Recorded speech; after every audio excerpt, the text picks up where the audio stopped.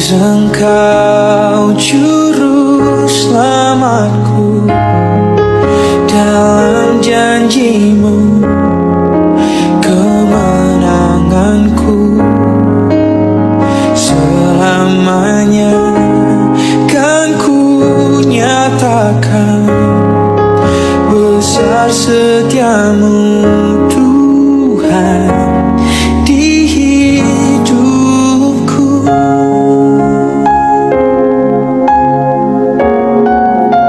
Halo adik-adik, selamat pagi. Gimana keadaan hari ini? Sehat? Gimana? Kita kan belum perkenalan, jadi perkenalkan dulu ya. Perkenalkan, nama kakak adalah Naomi Rosi Mariani Boru Silaban. Asal kakak dari Riau.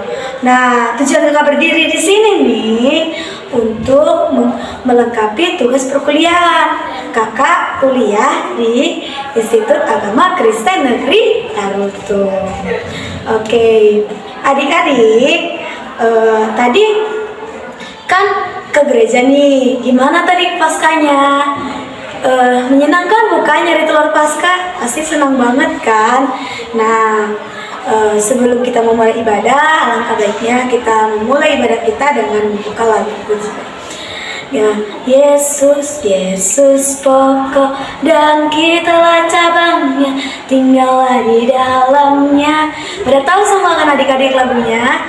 Baik, mari kita nyanyikan sama-sama ya, sambil nyanyikannya dengan bergembira, sambil bertepuk tangan. Oke, 1, 2, 3, ya. Yesus pokok dan kitalah cabangnya, tinggallah di dalamnya. Yesus pokok dan kitalah cabangnya, tinggallah di dalamnya.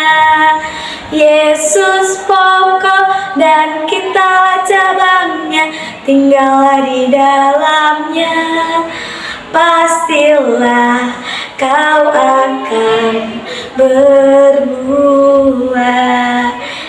Yesus cintaku, ku cinta kau, kau cinta Dia. Yesus cintaku, ku cinta kau, kau cinta Dia. Yesus pokok dan kitalah cabangnya, tinggallah di dalamnya. Yesus pokok dan kitalah cabangnya, tinggallah di dalamnya. Yesus pokok dan kitalah cabangnya, tinggallah di dalamnya. Pastilah kau akan berbuah. Kayaknya kurang semangat ya kakak lihat. Gimana kita nyanyi lagi ya, tapi semangat ya adik-adik supaya bisa kita kan semangat nih mau ke gereja, pasti cantik kan, karena sekarang itu hari Paskah. Ayo kita nyanyi. Saya bukan pasukan berjalan, pasukan berkuda, pasukan menembak. Tahu semua kan lagunya? Ayo, 1, 2, 3, ya. Saya bukan pasukan berjalan, pasukan berkuda, pasukan menembak. Saya tidak menembaki musuh, tapi saya laskar Kristus. Saya laskar Kristus, siap gerak. Saya laskar Kristus, siap gerak. Saya bukan pasukan berjalan, pasukan menembak, pasukan berkuda. Saya tidak menembaki musuh, tapi saya laskar Kristus. Baik, adik-adik, kita satukan hati kita berdoa kepada Tuhan. Mari kita bersatu dalam doa. Terima kasih Bapa, terima kasih Yesus. Pada pagi yang cerah ini, Kau masih memberikan kami kasih karunia-Mu, sehingga kami bisa dapat melakukan ibadah kami, maupun itu dari online ya Bapa. Kau selalu menyertai kami dimanapun kami berada. Ya Bapa, Kau lindungilah adik-adik kami, adik-adikku ya Bapa, yang sedang ada di luar ataupun yang ada di rumahnya dengan keluarganya, kalau selalu menyertai dia. Itu juga kalau sertai keluarga mereka, kalau sertai orang tua mereka, kalau selalu menyertai mereka ya Bapak. Yang hanya inilah doa yang kurang sempurna, kira kau menyempurnakannya dalam tangan Tuhan Yesus Kristus. Amin. Baik, adik-adik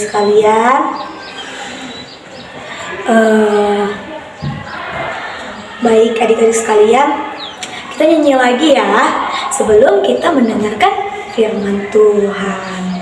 Baik, tahu nggak lagu gini? Kan kita mau mendengarkan firman Tuhan nih, kita tuh harus bernyanyi, baca kitab suci, doa tiap hari. Tahu semua kan? Pasti tahu dong. Ayo kita nyanyikan, 1, 2, 3, ya. Baca kitab suci, doa tiap hari, doa tiap hari, doa tiap hari. Baca kitab suci, doa tiap hari, kalau mau tumbuh, kalau mau tumbuh. Glory haleluya. Baca kitab suci, doa tiap hari, kalau mau tumbuh. Baik, bentar ya, ambil Alkitab kakak dulu. Baik, sebelum kita mendengarkan firman Tuhan pada pagi hari ini menyapa kita, mari kita satukan hati kita satukan pikiran kita memohon kepada Tuhan atas berkat yang diberikan Tuhan pada pagi hari ini kepada kita. Mari kita bersatu dalam doa. Terima kasih Bapa, kami hari ini akan mendengarkan firman-Mu. Kau urapilah pembacanya, Kau sertailah pembacanya, Kau yang selalu ada di dalam dia Bapak. Ya Bapak, begitu juga kami para pendengarnya, Kau selalu menyertai kami, Kau bukakanlah pikiran kami supaya apa yang disampaikan oleh pembaca kami bisa menjadi berkat dan harum di hadapan-Mu. Dalam nama Tuhan Yesus Kristus dan kami, amin. Oke adik-adik, kitab yang menyapa kita pagi hari ini itu terambil di dalam Markus 16 ayat 1 sampai ayat 6. Nah, sebelum kakak menjelaskan, alangkah baiknya kakak membacanya terlebih dahulu, lalu adik-adik sekalian mendengarkannya ya. Kebangkitan Yesus. Setelah lewat hari Sabat, Maria Magdalena dan Maria ibu Yakobus serta Salome membeli rempah-rempah untuk pergi ke kuburan minyaki Yesus. Dan pagi-pagi benar pada hari pertama minggu itu, setelah matahari terbit, pergilah mereka ke kubur. Mereka berkata seorang kepada yang lain, siapa yang akan menggulingkan batu itu bagi kita di pintu kubur? Tetapi ketika mereka melihat dari dekat, tampaklah batu yang memang sangat besar itu sedang terguling. Lalu mereka masuk ke dalam kubur dan mereka melihat seorang muda yang memakai jubah putih duduk di sebelah kanan. Mereka pun sangat terkejut. Tetapi orang muda itu berkata kepada mereka, jangan takut. Kamu mencari Yesus orang Nazaret yang disalib. Lihat, inilah tempat mereka membaringkan dia. Baik. Nah, Injil pagi hari ini yang menyapa kita itu yang dimana itu kayak tema kita hari Minggu nanti. Itu tentang kebangkitan Yesus. Kebangkitan Yesus itu disebut dengan apa sih adik-adik? Ada yang tahu nggak sih? Pasti ada kan? Kebangkitan Tuhan Yesus itu dibilang seperti hari Paskah. Nah, tadi pagi ada nggak sih yang ikut pergi ke gereja pagi-pagi sama orang tua demi melihat kebesaran Tuhan Yesus? Nah, gini adik-adik, kenapa kebangkitan Tuhan Yesus itu disebut dengan Paskah? Yang pertama, karena Tuhan Yesus telah menebus dosa manusia dari perbuatan yang jahat, dari perbuatan yang sekecil-kecilnya, yang bisa menyinggung hati orang, yang bisa menyinggung hati kedua orang tua, yang bisa menyinggung hati teman, yang bisa menyinggung hati kerabat. Semuanya itu ditebus oleh Tuhan. Jadi untuk adik-adik sekalian, alangkah baiknya janganlah kita melawan orang tua, karena siapa yang tahu tita kelima? Siapa yang tahu? Nah, pasti tahu semua kan? Baik, kakak akan menyebutkannya tita kelima. Tita kelima, hormatilah ayah dan ibumu supaya lanjut umurmu di tanah yang diberikan Tuhan Allahmu kepadamu. Baik, di sini Tuhan itu Maha Kasih dan Maha Penyayang. Dia tidak akan meninggalkan engkau di dalam kesengsaraan. Lalu Tuhan itu tidak memandang dari kaya atau miskinnya seseorang dalam menebus dosa manusia. Nah, bagi orang yang percaya kepada Tuhan, dia tidak akan binasa melainkan beroleh hidup yang kekal. Baik adik-adik. Nah, Paskah itu disimbolkan dengan apa sih? Nah, kakak akan menjelaskan ya. Paskah itu disimbolkan dengan namanya, kakak ada kayak gambaran ilustrasi yang bisa kayak menjelaskan kepada adik-adik itu Paskah itu seperti apa. Nah, ini adalah telur. Nah, Paskah itu ibaratnya seumpama dengan telur.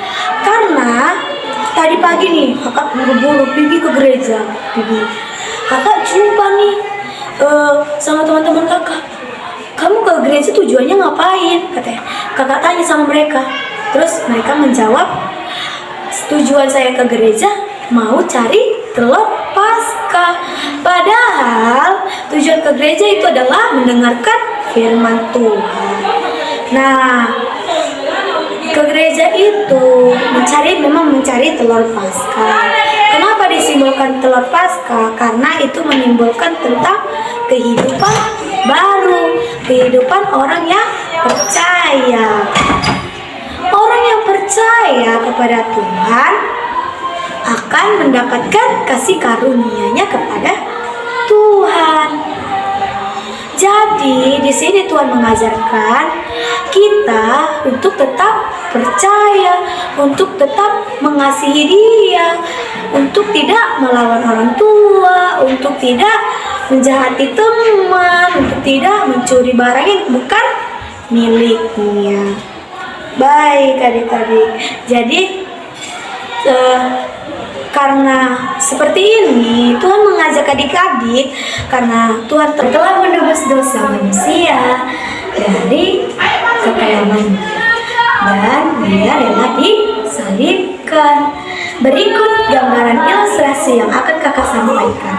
Selamat menyaksikan adik-adik. Setelah ilustrasi yang telah kita saksikan bersama-sama, yang dimana Yesus telah disalibkan untuk menebus dosa manusia. Begitu baiknya Yesus kepada kita. Jadi di sana Tuhan mengajak adik-adik, karena Tuhan telah ditebus, Tuhan telah menebus dosa kita. Dia mengajak adik-adik dan mengajak saudara sekalian untuk rajin sekolah minggu, rajin beribadah, rajin mengikuti kegiatan-kegiatan yang di gereja, supaya apa yang disampaikan oleh guru sekolah minggu atau oleh pendeta bisa menjadi berkat dan bekal bagi masa depan adik-adik sekalian. Nah, kalau nanti hari Minggu jangan lupa ke gereja ya, karena di sana kita mencari telur Paskah. Jadi kita harus ke gereja dan harus mendengarkan firman Tuhan. Nah, baik, sekianlah ibadah kita hari ini yang menyapa kita pada pagi hari ini. Mari kita satukan hati kita, mari kita bersatu dalam doa. Terima kasih Bapak, kami telah mendengarkan sebagian daripada firman-Mu. Semoga apa yang saya sampaikan kepada adik-adik ini bisa menjadi berkat dan bekal bagi masa depannya nanti, supaya mereka bisa dapat menerapkannya di dalam kehidupannya masing-masing. Di dalam tangan anak-Mu Tuhan Yesus Kristus Tuhan kami, Amin. Oke. Sebelum itu mari kita bernyanyi. Sebelum menutup mari kita bernyanyi. Dengar dia panggil nama saya, dengar dia panggil namamu. Tahu semua kan adik-adik lagunya? Mari kita bernyanyi 1, 2, 3 ya. Dengar dia panggil nama saya, dengar dia panggil namamu, dengar dia panggil nama saya, juga dia panggil namamu. Oh giranglah, haleluya, Yesus amat cinta pada saya. Oh giranglah. Baik, mari kita doa penutup ya adik-adik. Kita satukan hati kita, mari kita berdoa. Terima kasih Bapa, terima kasih Yesus, kami telah selesai melaksanakan ibadah ini pada pagi hari ini. Semoga Kau melindungi kami dalam perjalanan, supaya kami bisa dapat berkumpul kembali bersama keluarga kami. Semoga Engkau memberikan kami kepintaran dan roh kebijaksanaan, supaya kami bisa dapat menerapkannya dalam kehidupan kami masing-masing. Dalam tangan nama Tuhan Yesus Kristus Tuhan kami, amin. Amin. Selamat pagi adik-adik, shalom, Tuhan Yesus memberkati.